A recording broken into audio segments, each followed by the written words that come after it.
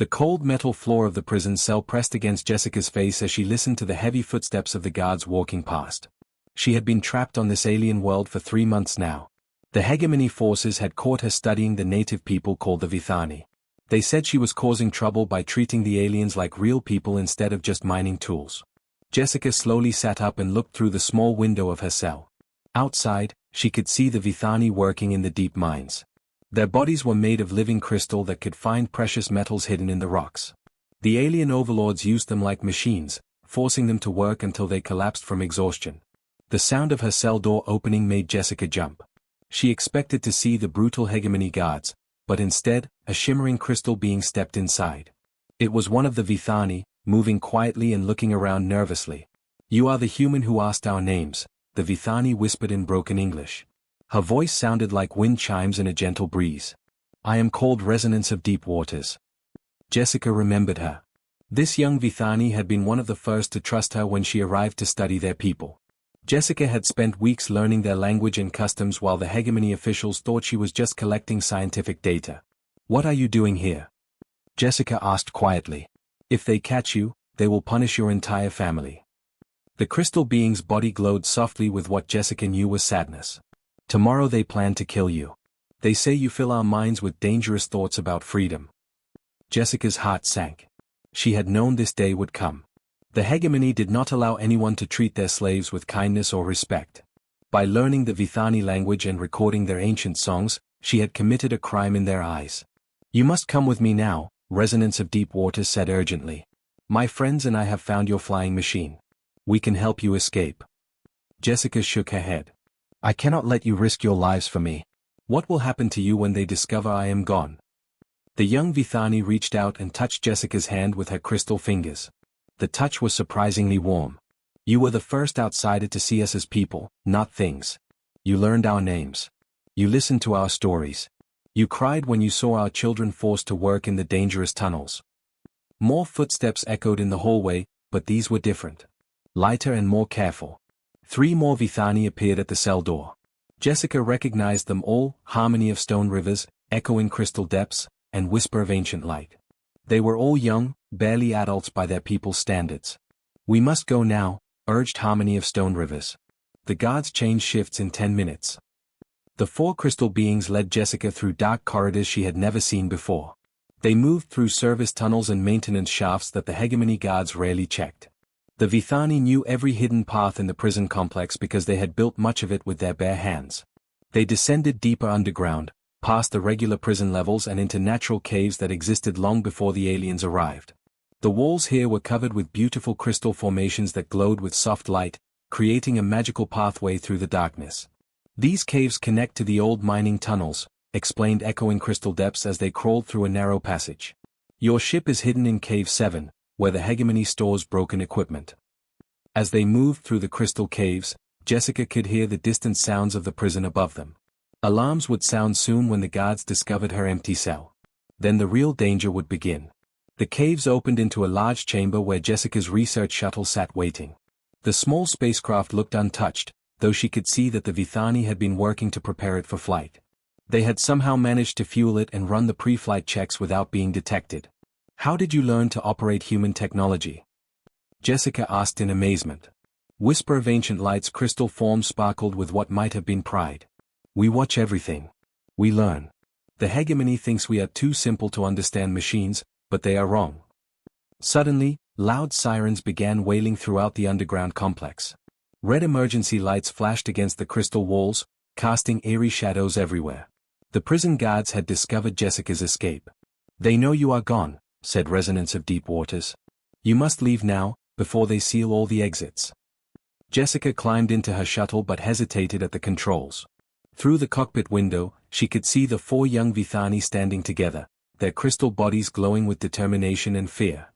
"Come with me," she called out. "There is room for all of you. We can escape together." Resonance of Deep Waters approached the shuttle and placed her hand against the glass. "We cannot. Our families are here. Our people need us to stay and help them survive. But you can tell the galaxy what happens on this world. You can speak for those who have no voice." The sound of boots running through the tunnels grew louder. The hegemony forces were getting closer. "Go, friend Jessica," urged Harmony of Stone Rivers. Tell them that the Vithani chose to help, even when it meant great danger for ourselves. With tears in her eyes, Jessica started the shuttle engines. As she lifted off through the hidden cave exit, she looked back through the rear window. She could see hegemony soldiers surrounding the 4 young Vithani, binding them with energy chains that made their crystal bodies dim with pain. The last thing Jessica saw before jumping to hyperspace was resonance of deep waters being dragged away by the guards. Even in chains, the young Vithani held her head high with dignity and courage. Jessica gripped the shuttle controls tightly as her ship raced toward human space. She carried more than just scientific data now. She carried the responsibility to honor the sacrifice of 4 brave young beings who had risked everything to save her life. The large meeting room of the Terran Colonial Alliance was completely silent as Jessica finished showing her evidence to the council members. Holographic images floated in the air above the table, displaying the horrible conditions on Kepler 442b. The pictures showed Vithani children forced to work in dangerous mines, families separated and sold like property, and the systematic destruction of an entire culture. Council President Margaret Foster sat with her hands folded, studying the data with a troubled expression. She was an older woman with gray hair and tired eyes who had led humanity through many difficult decisions. Around the circular table, 50 other representatives from human colonies across the galaxy whispered among themselves. Commander Hayes, President Foster said slowly, your evidence is very disturbing. These crimes against the Vithani people are terrible. But we must consider the cost of taking action. Jessica stood up from her chair, her hands shaking slightly. She had practiced this speech during the long journey home, but now that the moment had come, the words felt heavy on her tongue. Madam President, members of the Council, I have served on frontier worlds for 15 years. I have seen what happens when good people do nothing while others suffer. The Vithani saved my life knowing they would be punished for it. They asked for nothing in return except that I tell their story. Representative William Turner from the Core Worlds leaned forward in his seat. He was a thin man with a sharp face who always spoke about practical matters. Commander, we sympathize with your experience, but we must think about our own people first. We are still rebuilding after the Proxima War. Our military ships are needed to protect human colonies. Admiral Robert Blake, the head of Colonial Defense, stood up suddenly. He was a tall man with a military bearing who had fought in many battles. Representative Turner, with respect, I disagree completely. We cannot turn our backs on beings who showed such courage and kindness.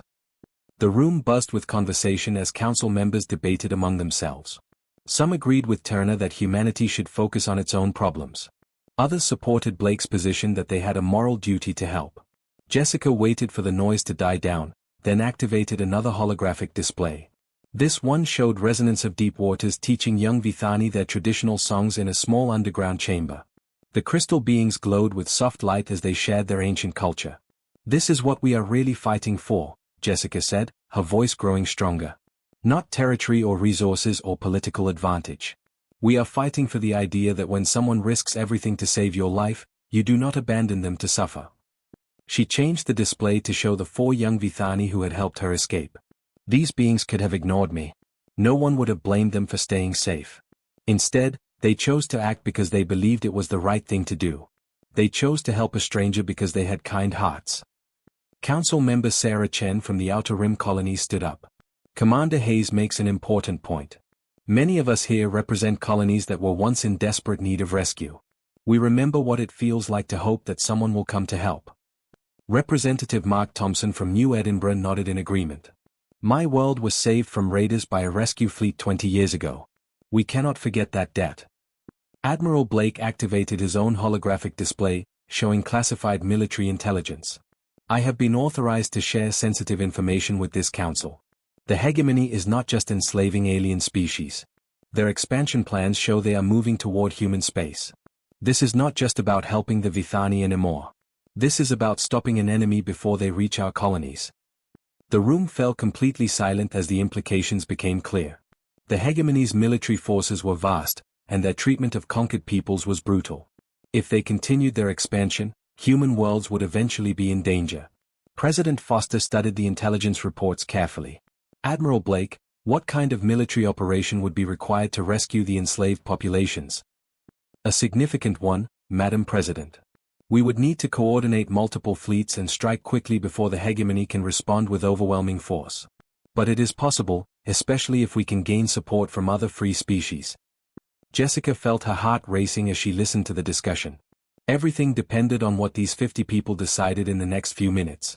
The lives of millions of enslaved beings hung in the balance. Representative Lisa Martinez from the agricultural world spoke up. I have been listening to all the arguments, and I keep coming back to one simple question. What kind of people do we want to be? Do we want to be the kind who help others in need, or the kind who look the other way when it becomes difficult? The debate continued for another hour.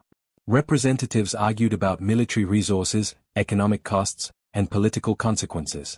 Some worried that intervention would make humanity enemies across the galaxy. Others insisted that doing nothing would make them no better than the hegemony itself. Finally, President Foster called for a vote. All those in favor of authorizing military intervention to rescue enslaved populations in hegemony space, please indicate. Jessica watched with held breath as the electronic voting system tallied the results. Green lights appeared on the display board as representatives cast their votes. The final count was close, 47 in favor, 43 against, with 10 abstentions. It was the representatives from the colonial worlds who made the difference. These were people who remembered being rescued themselves, who understood the importance of helping others in desperate situations. They voted overwhelmingly to support the rescue mission. President Foster nodded solemnly as the results appeared on the main display. The motion passes. Admiral Blake, you are authorized to assemble a task force for Operation Liberation. Commander Hayes, I am assigning you as the mission's expert on alien cultures. May God help us all. As the council members filed out of the room, Jessica remained in her seat, overwhelmed by what had just happened. In a few hours, humanity would begin preparing for one of the largest rescue operations in galactic history. And it all started because 4 young crystal beings had been brave enough to help a stranger. The space around the edge of hegemony territory looked like nothing Jessica had ever seen before. Hundreds of ships from dozens of different worlds floated in formation, their various designs creating a spectacular display against the star field. Some vessels were sleek and organic-looking, others were angular and covered with weapon systems, and a few seemed to bend the very fabric of space around them. Captain Daniel Cross stood on the bridge of the human battleship Defiance, staring at his sensor displays in amazement. He was a veteran officer who had fought in the Proxima War, but this gathering was beyond anything in his experience. Commander Hayes, he said, turning to Jessica who stood at the tactical station. My computers are having trouble counting all the different species represented here. How did word spread so quickly? Jessica watched the data streams flowing across her screen, identifying ships and crews from worlds she had only read about in xenology textbooks. Captain, I think I underestimated how much the story of the Vithani would mean to other species. When beings hear about someone making a sacrifice to help a stranger, it touches something universal. The communication system crackled to life with Admiral Blake's voice from the flagship Unity. All vessels, this is Admiral Blake. I want to welcome our allies to this historic gathering. What began as a human rescue mission has become something much larger. Jessica had been amazed as reports came in over the past 2 weeks. The story of her rescue and the Vithani sacrifice had spread across quantum communication networks faster than anyone expected. Species that had never worked together before were now volunteering their ships and crews for the liberation mission. Human friends, came a melodic voice over the communication channel. It was Ambassador Tidewalker representing the cetaceans, an aquatic species from the ocean world of Aquatica Prime. Our bioships can swim through space as easily as water. We offer to penetrate enemy defenses where metal ships cannot go. The cetacean vessels were unlike anything in the human fleet. They looked like enormous sea creatures with translucent hulls that pulsed with bioluminescent patterns. Jessica had learned that these ships were actually living beings, bred and trained for space travel over many generations. Another voice joined the conversation, this one deep and gravelly. The Thrakari seek redemption for past conflicts with humanity, announced war leader Marcus. We offer our warriors and our honor to this righteous cause. Jessica remembered reading about the Thrakari in military history classes. They were a proud warrior species that had fought several border wars with human colonies decades ago. The conflicts had ended in stalemate, but there had been mutual respect between the combatants. Now they were offering to fight alongside their former enemies. The most surprising participants were the architects, a mysterious species that rarely interacted with other civilizations. Their ships looked like geometric puzzles that seemed to exist in more than 3 dimensions. When Architect Prime's 7 angles of light spoke, the translation systems had difficulty processing the complex mathematical concepts. We observe that protecting innocent beings creates greater order in the universe, the architect said through the universal translator. We will provide shielding technology to prevent harm to non-combatants during the liberation operation. Captain Cross shook his head in wonder. Commander, in my 30 years of military service, I have never seen anything like this. Species that have been enemies are working together. Civilizations that have never met are coordinating battle plans. Jessica studied the tactical displays showing the positions of all the Allied ships. The humans provided the largest single fleet, with 47 warships and support vessels. But the combined alien forces actually outnumbered them.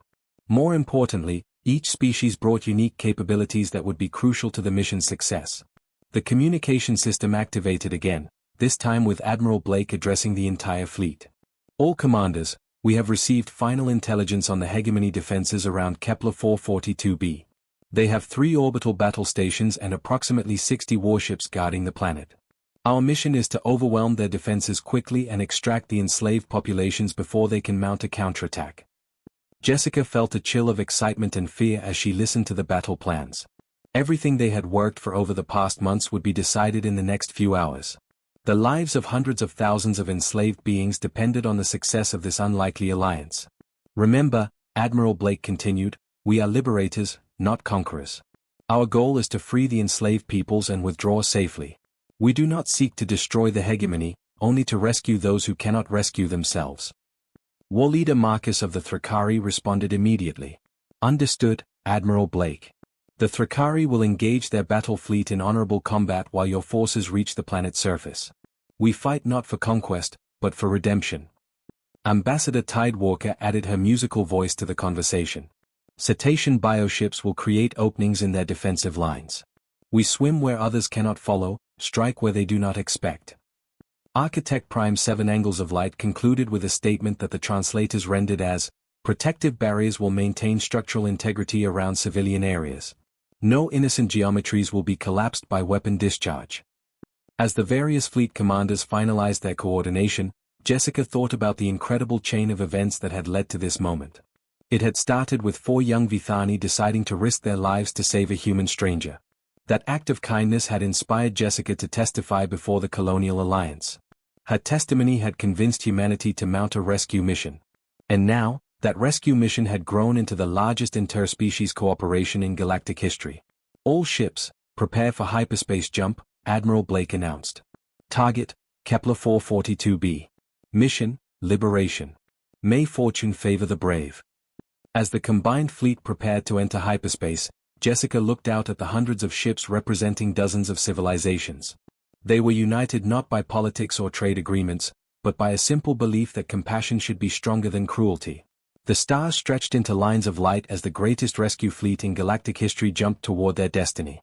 The space around Kepler 442b erupted into chaos as the Liberation fleet dropped out of hyperspace.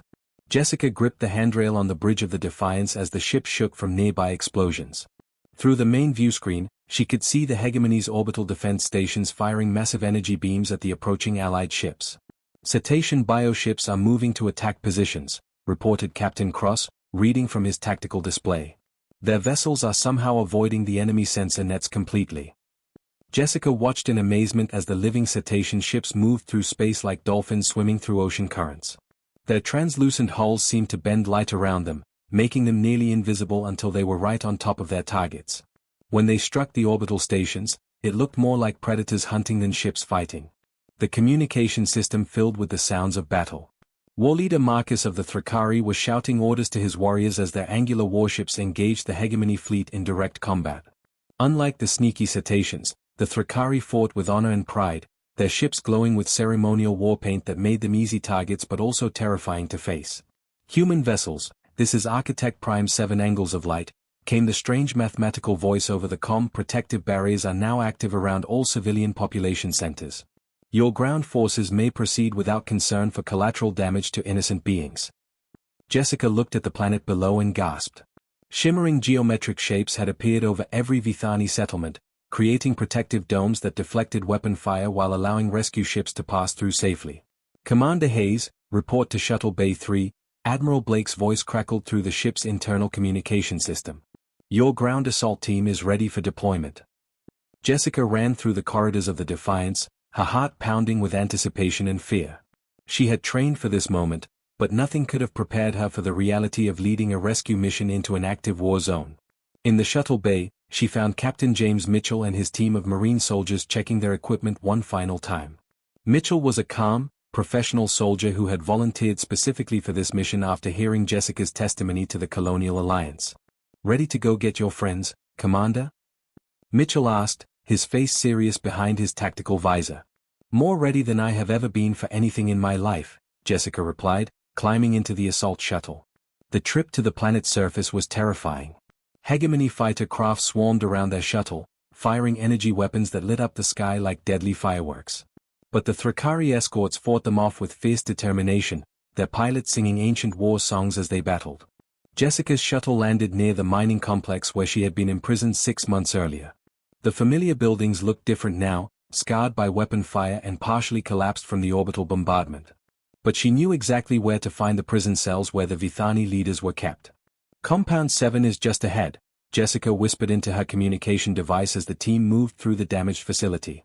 "That is where they kept Resonance of Deep Waters and the others who helped me escape." They found the punishment cells in the deepest part of the complex, far underground where the sounds of battle were muffled by rock and metal. Jessica's heart sank when she saw the conditions. The cells were tiny spaces barely large enough for a person to lie down, with no light or ventilation. "Found her," called Marine Lieutenant Sarah Bennett from the end of the corridor. Jessica ran to the cell and looked through the barred window. Inside, she saw Resonance of Deep Waters curled up on the floor, her crystal body dim and cracked from months of torture and starvation. The young Vithani looked nothing like the bright, hopeful being who had risked everything to save Jessica's life. "Resonance of Deep Waters," Jessica called softly. "Can you hear me?" The crystal being's head moved slowly, and her dim form pulsed with weak light. When she saw Jessica's face, her eyes widened with disbelief. "Friend who studies life," she whispered in a voice like breaking glass. "But how is this possible? Did they capture you again?" "No," Jessica said, tears streaming down her face as Captain Mitchell worked to break open the cell door. "We came back for you. All of us. The entire galaxy came to rescue you." As they helped Resonance of Deep Waters to her feet, explosions echoed from the levels below them. More voices filled the communication channel as other rescue teams reported their findings throughout the mining complex. "Commander Hayes, this is Lieutenant David Park," came a voice from deep in the mines. "You need to see this. We found thousands of them down here. Not just Vithani, but species I do not even recognize. They have been using entire civilizations as biological mining equipment." Jessica's blood ran cold as she realized the true scope of the hegemony's crimes. This was not just about enslaving the Vithani. This was systematic genocide on a scale that was hard to comprehend. The evacuation became a massive humanitarian operation that lasted for hours. Human medics worked alongside cetacean healers, who could somehow communicate with injured beings through bioelectric fields. Thrakari warriors carried unconscious slaves to safety with surprising gentleness. The architects provided impossible shelters that could house thousands of refugees in spaces the size of small rooms. But the hegemony was not giving up without a fight. As rescue ships filled with freed slaves, enemy reinforcements began arriving from across their territory. 3 entire battle fleets converged on Kepler 442b, determined to prevent the liberation forces from escaping with their valuable property. The space battle that followed was unlike anything in galactic history. War leader Marcus transmitted his final message as his damaged ship rammed a hegemony dreadnought: "For honor. For redemption. For the humans who taught us that protecting the weak is the highest form of strength." When the smoke cleared and the enemy fleets had been scattered, over 40,000 beings had been freed from slavery. The hegemony's power had been broken, not by superior weapons, but by the combined determination of species who believed that freedom was worth fighting for. 6 months after the Great Liberation, Jessica stood on the observation deck of Unity Station, watching the sunrise paint the sky above the world now called Haven. The planet looked completely different from the mining world she had escaped from a year ago. Where once there had been ugly industrial complexes and slave barracks, now there were beautiful gardens and homes built in the architectural styles of 17 different species. Resonance of Deep Waters approached her, the Vithani's crystal body now bright and healthy again. She wore a simple robe that marked her new position as Haven's first native administrator. It still amazed Jessica to see her friend working alongside human advisors to govern this remarkable new world. "The morning light is beautiful today," Resonance of Deep Waters said, her voice carrying the musical quality that Jessica remembered from their first meeting. But I think the most beautiful thing is watching our children play together in the courtyards below. Jessica looked down at the gardens where young beings from many different worlds were running and laughing together. Human children chased Vithani youngsters whose crystal bodies sparkled with joy. Cetacean tadpoles swam in specially designed pools while Thrakari cubs practiced their ceremonial dances nearby. It was a sight that would have been impossible to imagine just 1 year ago. Captain David Harper walked up to them carrying the daily reports from across the galaxy. He had been Jessica's assistant throughout the liberation operation and now served as the station's communications officer. Commander Hayes, I have updates from Admiral Blake, Harper said, handing her a data tablet. The Galactic Liberation Coalition now has 43 member species, and we have received formal protection requests from 12 more worlds that are threatened by various oppressive forces. The coalition had grown far beyond what anyone had expected. What had started as a simple rescue mission had become a fundamental change in how civilizations across the galaxy related to each other. The old system of strong species dominating weak ones was being replaced by something completely new. What news from the exploration fleets? Jessica asked, scrolling through the reports on her tablet. Excellent news, Harper replied with a smile. The Starship Harmony has made successful first contact with a species called the Melodians. Captain Thompson reports that they communicate entirely through music, and they are very interested in joining the coalition after learning about our principles. Jessica felt a warm feeling in her chest as she read the details. Every human exploration ship now traveled with mixed crews that included representatives from many species. Cetacean navigators helped them find safe passages through dangerous space. Thrakari security specialists protected them from hostile forces. Architect engineers maintained their impossible technologies. And most importantly, each ship carried at least one former slave who could help other oppressed peoples understand that freedom was possible. A soft chime indicated an incoming transmission from Earth. President Foster's weathered face appeared on the holographic display, her expression showing both pride and amazement. Commander Hayes, the President said, I wanted to personally congratulate you on the first anniversary of Operation Liberation. What you started on Kepler 442b has changed everything. Humanity is no longer feared across the galaxy as another potential conqueror. Instead, we are respected and admired because of our values and principles. The transmission shifted to show scenes from across human space. On colony worlds, former hegemony slaves were working alongside human settlers to build new communities. In space stations and starports, beings from dozens of species traded peacefully and shared their cultures. Most remarkably, several former hegemony species had officially apologized for their past actions and requested membership in the coalition. The most surprising development, President Foster continued, is that 2 of the 3 species that formed the original hegemony have completely abandoned their old empire. They saw how we treated prisoners during the liberation battles, and they realized there was a better way to live. As the transmission ended, Jessica thought about how much had changed since that terrifying night when 4 young Vithani had risked everything to help her escape. The act of kindness had started a chain reaction that was still spreading across the galaxy. Friend Jessica, said Resonance of Deep Waters, there is something I want to show you. She led Jessica to a special room in the station where a massive crystal formation grew from floor to ceiling. The crystal pulsed with soft light and filled the air with beautiful harmonic tones. This is a memory crystal, the Vithani explained. We use it to record our most important stories so that future generations will never forget them. I have been working with historians from many species to preserve the story of the liberation. Jessica placed her hand on the crystal surface and immediately felt a rush of images and emotions. She saw herself as the Vithani had seen her during those early days of research, the first outsider to treat them with respect and dignity. She felt their fear on the night of her rescue, and their determination to do the right thing despite the terrible cost. But she also saw what had happened after her escape. She witnessed Resonance of Deep Waters and her friends enduring months of torture and punishment, never revealing that they regretted helping her. She felt their joy and disbelief when the Liberation Fleet arrived to rescue them. The crystal shows the complete story, Resonance of Deep Waters explained. How 4 frightened young Vithani decided to help a stranger. How that stranger carried their story across the galaxy. How that story inspired an alliance of species to fight for freedom. And how that alliance changed the nature of civilization itself. Jessica removed her hand from the crystal, tears streaming down her face.